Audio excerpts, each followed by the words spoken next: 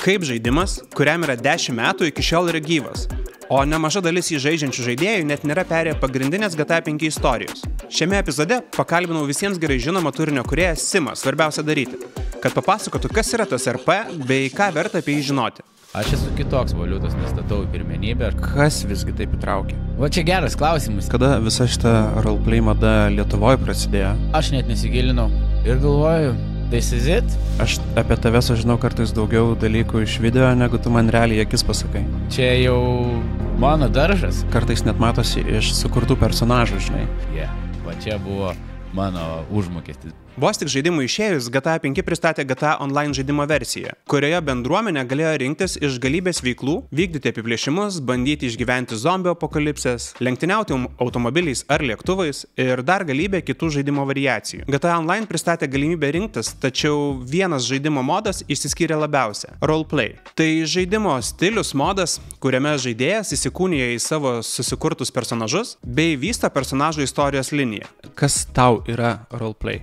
Va čia geras klausimas yra, nes kaip tu įvedei į viską, aš galvoju, iš tikrųjų, turbūt galima įvardinti antrų gyvenimų, kur jie turi susikūrę savo personažą ir jie dieną dirba savo darbus, vakarais prisijungia ir atsipalaiduoja visai su kitu asmeniu, personažu, kurį yra susikūrę ir taip mėgaujasi. Man taip nėra, man roleplayus yra kaip ir teatras, man roleplayus tai yra pramoga, man patinka kurti turinį, kurti produktą. Aš noriu roleplayinti, aš nenoriu nuo policijos pabėgti. Aš noriu, kad policija nepagautų per greitai, leistų padaryti čia įsudaro, viską gerai. Ir aš pirmiausia galvoju apie žiūrovą, kaip žiūrovas žiūrės, kaip serialą, kaip personažas ten atrodys, stengiuosi vesti liniją. Kas čia per geldą? Klasika. Gaidėlio sausainiai yra klasika.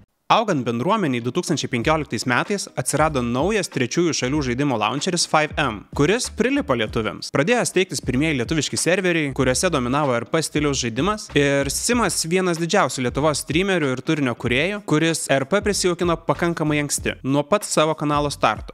Toks dėlis vykas lip. Nu davai, bandom, skrisėm šitą. O pats esi užfiksavęs, kada visa šita roleplay mada Lietuvoje prasidėjo? Aš net nesigilinau. Aš pradėjau prieš 4 metus, mano kanalas nuo šito ir sprogo, galima sakyti. Ir prieš 4 metus aš netyčia užmačiau pirmąjį turbūt Karolio LTU Republiko. Aš mačiau pirmą jo video, galvojau, kas čia per žaidimas, kodėl žmonės kalba kažkokiais personažais, ką daro. Nu ir tada pradėjau šiek tiek, žinai, biškai pasikasinėti. Ką, jeigu yra mieste su teneriu, galiu aš būti parduotas. Ir galvoju, this is it, čia jau mano daržas, aš personažus galiu sukurti, aš žinau kaip vesti liniją, aš mokiausi to 4 metus ir važiuojam. Tiesiog pajutau, kad tai gali būti startas mano YouTube kanalui, visą laiką norėjau turėti YouTube kanalą, sėkmingą kanalą, iš kurio galiu gyventi ir nereiktų kito darbo dirbti. Tai užsifilmavau 4 epizodus, jutau iš karto, kad tikrai geri, smagus epizodai gaunasi. Dariau šiek tiek kitokią stilistiką negu visus lietuvius, kur radau. Tai aš nusprendžiau kurti personažą ir tęsti jo istoriją per visus epizodus nuo pradžių iki galo. Tai buvo pirmas mano personažas Romis, žemaitis, tada net nebuvo dar pareigūnas, bet jo istorija nusirutuliavo, kad jis tapo pareigūnu. Nusprendžiau eiti tuo keliu, kaip supratau, žmonės įtraukė pats scenarijus, noras kaip serialo, laukti, kas bus toliau, kaip seksis. Mane patį įtraukė, nes tai yra improvizacija, aš nežinau, kur viskas nuves. Kur buvo tikslas prie karvės, tiekina su šitais lenciūgais visada. Ir tavo tikslas dabar bus jauti patempti už ragų. Tada atsirado kiti personažai, sukūriau kitų personažų ir prieš mėnesį, nežinau, prieš 2-3 gal, kažkaip buvau irgi tokio gal kūrybiniai stagnacijai, kur pradėjau irgi dalinai daryti tą tokį vieno vakaro šou ir baigėsi. Ir pradėjo būti nebesmagu, bet nesupratau. Vat nesenai prieš gal savaitę pats savo atsakiau į klausimą, kad man reikia kurti ir tęsti tas istorijas. Dėl to ir sugalvojau kiekvieną vakarą prisijungti ir daryti va dabar su kitų personažų, tai yra Ginteris, kriminalinis personažas, irgi žemaitis. Ir atrodo, kiekvieną vakarą darydamas, kurdamas tą istoriją, jausdamas, kad istorija turi gerą ir kokybišką seką, build-upinasi viskas, vėl atrodo sugrįžo tas noras kurti ir ta meilė roleplayui. Akivaizdu, Simas kuklinasi. Savo karjeros pradžioje jis jau per pirmosius 3 video surinko virš 500 subscriberių, kas prieš 4 metus buvo neįtikėtinas rezultatas, nes visa YouTube rinka dar tik buvo be pradedanti augti. Kaip ir pats minėjo, personažų siužetus išlaikydavo kiekviename epizode, savo naujus video įrašus keldavo kiekvieną savaitę ir vos per 2 mėnesius pasiekė 10 000 subscriberių ribą. Tačiau kur yra paslaptis? Kas yra geras RP personažas ir kokios yra pagrindinės RP taisyklės? Manau, pagrindinė taisyklė būtų žmogiškas common sense. Jeigu visi jį turėtų, taisyklių nereikėtų. Bet taisyklės ir buvo sukurtos tam, kad didžioji dalis, kas prisijungia serverius ir žaidžia, neturi to vadinamo common sense. Banką keiskit, sako, tu dundukas esi? Banką pirmą. Nesu banko šedėdus. Vyksta kažkokia. Jie nori laimėti situacijas. Turėjau diskusiją dabar serverėje, kuriam žaidžiu Discord'e, žinai. Prašau, nu gerai, tu tą situaciją vakar laimėjai ir mane užtrigerino. Aš nenorėjau jokios situacijos laimėti, aš tiesiog buvau nepatenkintas, kad situacija vyko neteisingai ir buvo meluojama, kur pagal situaciją. Ir tas žaidėjas vienas rašo, jisai sako, tu laimėjai tą situaciją. Sakau, aš kaip Simas nieko nenorėjau laimėti. Aš norėjau, kad tęstųsi kokybiškas ir geras roleplayus. Nemažai žmonių būna žaidžia, tarsi tos scenarijus eina, kad jos laimėti. Jie eina kaip į vadinamus battles, į kovas. Tu dabar pinigus jau padavai kažkam? Jau atidaviau už 3000. Įvykus geram roleplayui laimė abi pusės. Nesvarbu, ar tavo personažas galbūt buvo ten kriminalas ir pasodintas į kalėjimą, ar buvo išlaisvintas ir atvirkščiai. Jeigu buvo kokybiškas roleplayus, jūs turite išeiti abu kaip laimėtojai ir džiaugtis. Nu taip, ir aš manau, kad dar tu turi labai gerą tokį kaip ir bruožą, kad tu labai aiškiai supranti, kad tai yra realus Simas ir realaus Simo jausmai ir užmojai ir tikslai. Ir yra Virgelio ar Ruomio ar Gintario, žinai, tikslai. Taip, ir atskiri jausmai. Dar šito iki pat šiandien po 4 metų kartais žmonės nesugaudo. Vieni pirmųjų mano interaktionų su žiūrovais, su fanais buvo vieną kartą aš personažų, ant 3 raidžių su savo personažu, kitą personažą pasiunčiau, nes tikrai jis išerzino pagal situaciją, ten vos ir kumščiai nebuvo paleisti ir taip toliau. Užsibaigė ta roleplay situacija, aš kaip nieko toliau roleplayinu savo linijas personažų ir taip toliau, ir aš už kelių valandų gaunu asmeninę žinutę, žinai, man taip patiko video, tu taip gerai darydavai, bet tu mane pasiuntei. Wow, tada aš bandžiau paaiškinti ir po to su laiku, žinok, daugėjo tokių žinučių. Galvau, tu geras kūrėjas, gerai darai, bet tu ten taip nemaloniai pasielgi ar kažką. Ir nustojau turbūt rašyti, nes jeigu žmogus nesupranta, kad ten žaidime personažas apsipyko su kitu personažu ir kad aš kaip Simas nieko bendro su to neturiu, tai aš turbūt ir nepaaiškinsiu tam žmogui. Jisai arba suaugs vyresnis, o jei nesupras, sorry. Ok. O tai ką verta atkreipti dėmesį, kuriant personažą? Jeigu reiktų tai patart savo, įsivaizduok, kad tu buvai pačioj pradžioje roleplayaus, kai tik pradėjai streamą. Sunku, žinai, patart savo, kai aš 4 metus mokiausi kurtis personažus, tai, žinai, aš tiesiog žinojau, kur ką daryti, kaip tada patark man, kaip nieko nežinančiam. Tai pirmiausiai keletas elementarių dalykų būtų susikurti vizualizaciją, kaip tavo personažas atrodyti.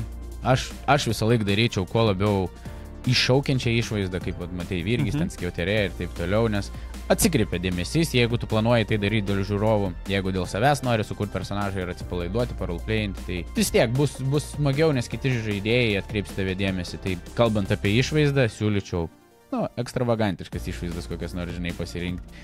Tada lygiai taip pat siūlyčiau susigalvoti personažą ne čia ir dabar, bet sugalvoti prieš istoriją vadinamą.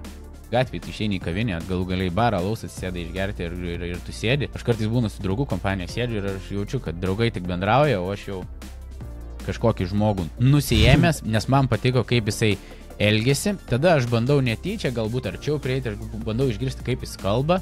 Ir tu taip, žinai, susidarai įspūdį ir tada galvoji, visai smagus galbūt personažas būtų, kurį galėtų sukurti ir per tą patį roleplayų. Ta Gintaris vapšė atgaus tus ginklus ar supakaus policijai tus draugelius? Geriau jau atgaut. Ir labai dažnai žmonės pameta personažo prieš istoriją, kad ir susigalvoja kartais, bet pradėjus roleplayinti, jie eina čia ir dabar ir pamiršta, kad galbūt jie buvo sugalvoję, kad tas jų personažas turi labai didelių problemų, tarkim, finansinių problemų, galbūt mėgsta lošti ar dar kažką. Ir žaidime jis sutinka kitus draugus ir taip toliau ir pameta personažo mintį, kad reikėtų daryti, kad vis laiks nuo laiko kokį kazino jis tai nubėga ir žinai kažką. Dar žinai, tas galbūt nebijojimas eksperimentuoti nuo savęs pridėčiau, ką ir prieš tai pats minėjai, kad jeigu tu esi mechanikas gyvenime, pabandyk kažką naujo, ko nesupranti. Ai, čia šito vienareikšmiškai, bet čia yra mano pozicija. Kitas galbūt priešingai pasakytų ir sakytų, bet man smagiau daryti tai, ką aš išmanau. Tai jo, bet aš vienareikšmiškai daugiau smagumo randu ten, kur aš niekada nesu išbandęs ir nauji potyriai. Gal dar, kuriant personažą, gal dar trečią dalyką išskirčiau, tai yra kalbėjimo maniera, ar akcentas, tembras, tonas, galbūt kalbėjimo defektas. O, vaikinė, suprantat, kaip kalbu? Draugų tarpe turėjom Samp žaidėją, kas iš esmės yra tokia, galbūt, sakyčiau, ankstyva roleplay užuomasga Lietuvoje. Ir juokdavomės iš tokio vieno draugo, nesakom, po darbo eini į darbą. Jisai ten, žinai, vieno mašinos pardavinėja, vakare eina policininkų būtų. Kaip realiam gyvenime žmonės nori kažkokią karjerą susikurti, kažką padaryti, kad būtų jam geriau, maloniau kurti tą roleplayų. Aš esu kitoks, mano personažai, žinai, yra tokie pramoginiai. Aš tos piniginės žaidimo valiutos nestatau į pirmenybę, aš statau roleplay scenarijus. Aš jeigu sutinku žmonės, visa tai yra vis tiek pilna improvizacija. Jeigu aš sutinku žmonės ir ten kažkas gerai, kokybiškai roleplayina ir mūsų tie biolaukai sutampa ir mes gerai pavarom, tai aš tada užbaigiu transliaciją ir aš taip, va čia buvo mano užmokestis. Bet pabandykime pafantazuoti. Ar dabartinis RP, kurį matome, galėtų būti aktorių treniruotė prieš persikeliant į virtualią realybę? Tai va, ir va čia, žinai, man klausimas iš karto, kaip galvoji, ar visas RP populiarumas gali būti užuomasga va tokiam virtualiai ateičiai, kai žmonės galbūt atsisės vieną dieną į kėdę, įkris į kažkokį krėslą. Aš net nemanau, kad tai užuomena. Aš manau, kad taip gali būti. Dabar, jei gal tu žinosi, serialas. Taigi jau buvo sukurtas Netflix'e serialas. Aš žiūrėjau, jį nebeatsiminsiu niekai pavadinimo, kur turtingi, labai dideli turčiai žmonės. Westworld. Sėsdavo. Taip, šitas. Arba Westworld, arba Black Mirror. Šitas.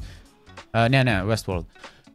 Ir jie tiesiog tas filmas padarytas, kad jie įsikūnė į kitus gyvus žmonės, kurie valdo. Tai sakau, tai aš nenustepsiu, kad čia yra ateitis ir mes dar jos sulauksim. Na, o jūs, ar žaidžiate roleplay? Ir jeigu taip, kodėl jūs taip įtraukė? Pasidalinkite savo įžvalgomis komentare. Ir jei patiko šitas epizodas, paspausk like, paspausk subscribe, tai padeda kanalui augti. Iki kitų kartų.